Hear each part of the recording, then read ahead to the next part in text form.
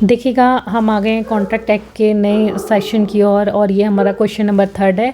तथ्य की भूल और विधि की भूल से आप क्या समझते हैं? क्वेश्चन इस तरह के क्वेश्चन आते हैं। मिस्टेक्स देखिएगा, तथ्य की भूल और आपका विधि की भूल, मिस्टेक ऑफ फैक्ट और मिस्टेक ऑफ लॉ से ये डील करता है क्वेश्चन। और पढ़ लेते हैं हमारा क्या है। आप देखिएगा, मिस्टेक लिखिएगा और तथ्य की भूल और विधि की भूल बनाइएगा। और कैसी कैसी हो सकती है? द्विपक्षीय भूल और एक पक्ष की भूल हो सकती है। अर्थात भूल का कर हम वर्गीकरण करें तो भूल को निम्नलिखित 2 भागों में बांटा जा सकता है। सहमति का अभाव और किसी मामले में अज्ञानता से भूल। सहमति का अभाव मतलब सहमति क्या है? देखिएगा, हमने आपको बताया था कि कंसेंट क्या होती है।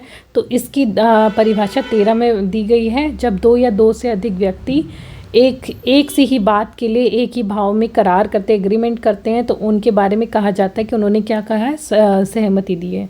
रेफल्स वर्स से बिक ऑफ हॉल्स 1864 में कहा गया था कि किसी संविदा की उत्पत्ति के लिए यह आवश्यक है कि दोनों ही पक्ष एक दूसरे के लिए भाव से क्या करें? करार करें। देखिए, आप सभी जानते हैं कि सहमति क्या होती है, एक्सेप्टेंस क्या होता है। अतः दो व्यक्ति किसी विशेष व्यक्ति या जहाज के बारे में कोई संविदा करें, किंतु बाद में ये पता चले कि दोनों ही पक्ष नामों की समानता के कारण विभिन्न व्यक्तियों या जहाज़ों को समझते रहें और उन दोनों के बीच कोई संविदा नहीं होगा। अतः सहमति के अभाव में ये करार क्या होगा? शून्य होगा। दूसरे शब्दों में सहमति ही स्वतंत्र संविदा का आधार है। देखिएगा, कह रहा है कि अगर किसी पक्ष को कोई भूल है, अगर दोनों पक्षों को भूल है, वही हमने जो घोड़े वाला बताया था कि ए बी से घोड़ा बेचने का करता और सहमति जब वो कंसल्ट कर रहा था उसी टाइम पर क्या हो गया था? घोड़ा मर गया था। तो ये क्या हो गया? तथ्य की भूल हो गई कि नहीं हो गई? और दोनों को भूल थी तो द्विपक्षीय भूल हो गई। किंतु देखिए, आ जाइएगा, किंतु प्रत्येक प्रकार की भूल के कारण संविदा शून्य नहीं होती।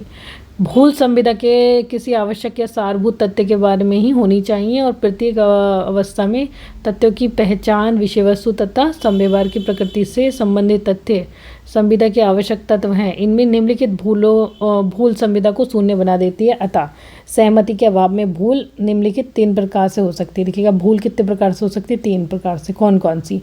व्यक्ति की पहचान से की भूल, उसे पहचान। अब देखिएगा, ऐसा हो सकता है कि ए और बी, ए है जैसे उसका निकला है कि बी ए को पकड़ के लाना है और ए के ही जैसा जैसे कि रमेश नाम का एक व्यक्ति है और रमेश नाम का ही दूसरा व्यक्ति है और पुलिस वाला गया तो उस दूसरे वाले रमेश को उठा करके ले आया। तो इसने क्या करा है? तथ्य की भूल करी है। तो ये क्या होता है? क्षम्य होती है। देखिएगा, इसमें व्यक्ति की पहचान की भूल, ये कह रहा है यदि व्यक्ति की पहचान के बारे में कोई भूल हो तो यह नहीं कहा जा सकता कि पक्षकार सहमत हुए हैं। अतः सहमति के अभाव में संविदा क्या होगी? शून्य होगी। अब कुंडली वर्सेस लिंडसे का केस है। ब्लैक कॉर्न एवं धोखेबाज व्यक्ति ने लिखित रूप से कुछ आदेश प्राप्त किए। इन कागजों का black corn and 37 would street छपा हुआ था। इसी गली में प्रसिद्ध ब्लैकरिन एंड कंपनी भी विद्यमान थी। वादी ने यह सोचा कि आदेश इसी फर्म का है। उसने क्या करा? उससे संविदा कर ली। तो ऐसी संविदा क्या होगी? ऐसी संविदा शून्य होती है। आ जाएगा विषय वस्तु की पहचान से संबंधित भूल।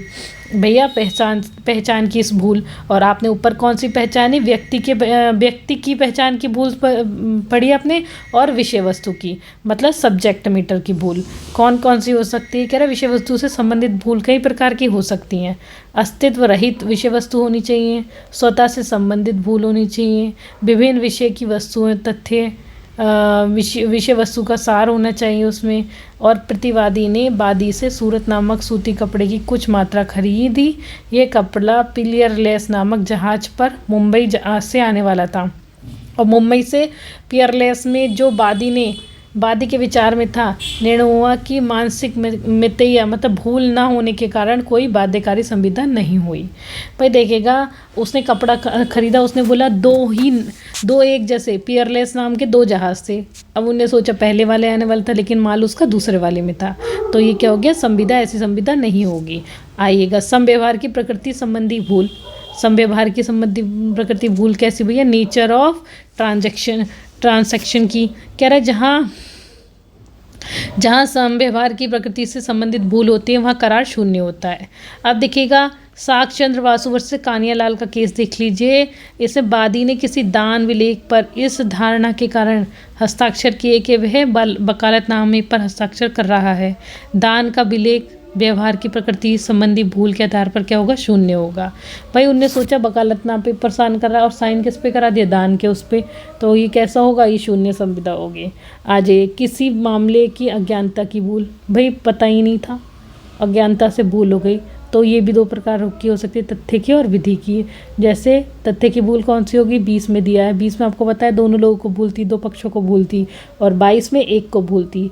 भाई किसी प्रकार के दोनों पक्ष करार के लिए आवश्यक तथ्यों के बारे में भूल के अधीन है, तो वहाँ करार शून्य होगा। स्पष्टीकरण क्या कहता है, जो वस्तु करार की विषय वस्तु है उसके मूल्य के बारे में भूल नहीं समझी जाएगी। अर्थात क ख से एक घोड़ा खरीदने का समझौता करता है, पता चलता है कि वह घोड़ा सौदे के समय मर चुका था, यद्यपि किसी पक्ष को उस बात की जानकारी नहीं थी, करार क्या होगा, शून्य होगा। द्विपक्षीय भूल, ये कह रहा है 20 क्या कह रहा है, किसी करार को भूल के आधार पर शून्य घोषित करने के लिए आवश्यक है कि भूल दोनों पक्षीय होनी चाहिए। भूल तथ्य के बारे में होनी चाहिए, भूल आवश्यक विषय वस्तु के बारे में होनी चाहिए, और तीन तत्वों का स्पष्ट होना चाहिए। स्पष्ट करता है जैसे भूल का और खा अर्थात संविदा के दोनों पक्षों को संविदा की आवश्यक विषय वस्तु अर्थात घोड़ा तथा उसकी मृत्यु जो कि एक तथ्य है के बारे में भूल थी, संविदा क्या होगी, शून्य होगी। वही हम जो आपको पढ़ा रहे थे। और भाई आ जाइए, आपका एक पक्षीय भूल क्या हो गई, हमने आपको बताया था, दो आपके वो हैं पक्षकार और दोनों में से एक को भूल है, तो ऐसी भूल क्या होगी, क्षम्य नहीं होगी। का अपना मकान बा को 21,000 रुपये में बेचना चाहता है और उसकी सूचना बा को पत्र द्वारा भेजता है, किंतु भूल के 21,000 रुपये लिखने की बजाय वो 12,000 लिख देता है।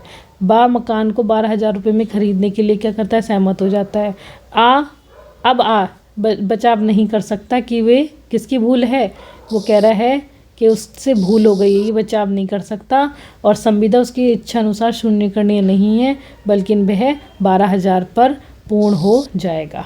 आ जाएगा भैया, 12,000 लिखा है, भूल सिर्फ एक पक्ष को है, और कह रहा है विधि की भूल क्या होगी, ये 3 प्रकार की हो सकती हैं। अपने देश की विधि के बारे में भूल, अगर आपको अपने देश की विधि की भूल है तो वो क्षम्य नहीं है, पढ़ लीजिएगा इसे। और निजी अधिकारों के बारे में भूल, अगर आपको अपने निजी अधिकारों की भूल है, देखिएगा विधि की भूल पढ़ लेते हैं। ये कह रहा है अपने देश की विधि के बारे में, अब ये अवधारणा है कि प्रत्येक व्यक्ति विधि का ज्ञान रखता है, फिर भी वह निरक्षर ही क्यों ना हो, अतः निरक्षर मतलब पढ़ा लिखा नहीं है, अतः विधि की भूल क्षम्य नहीं होगी और ना ही किसी आधार पर शून्य करनी होगी। निजी अधिकारों की भूल क्या होती है, कह रहे यदि एक मीन क्षेत्र को खरीदने का करार करता है, उसके बारे में उसे ज्ञान नहीं है कि वह उसी की है, तो उसकी प्रतिज्ञा को यह कहकर बंधकारी नहीं ठहराया जा सकता कि स्वामित्व की भूल विधि के संबंधी भूल है, ठीक है, निजी भूल। और भैया विदेशी विधि के बारे में भूल, तो वो 21 में बताया गया है। और अमेरिका में विनिमय पत्र संबंधी विधि के बारे में होने वाले गलत विश्वास के आधार पर संविदा करते हैं, संविदा शून्य होगी। विधि मतलब विदेशी भूल जो है, विदेशी लॉ आप नहीं पढ़ा तो ऑफकोर्स वो भूल होगी, लेकिन अपने देश के लॉ के बारे में भूल होगी तो उससे क्षम्य नहीं होगी। क्या भूल के अंतर्गत एक पक्ष दिए गए लाभ को प्राप्त कर सकता है, वो कह रहा है हाँ, क्योंकि भूल के अंतर्गत की गई सहमति के आधार पर किया गया करार क्या होगा, शून्य होगा। और 65 के अंतर्गत दिए गए कोई भी लाभ को वापस मांग सकता है, ये कहा गया है कुंडली वर्सेस लिंडसे के केस में, और ये इसका सर्वोच्च उच्चतम उदाहरण है। देखिएगा, ये था हमारा विधि की भूल। और अब आप इसके ये वाला क्वेश्चन कर लीजिएगा, ये क्वेश्चन बहुत इंपॉर्टेंट और आने वाला क्वेश्चन है। और इसी के साथ हम मिलते हैं आपको नेक्स्ट 4th क्वेश्चन में कॉन्ट्रैक्ट एक्ट के। धन्यवाद।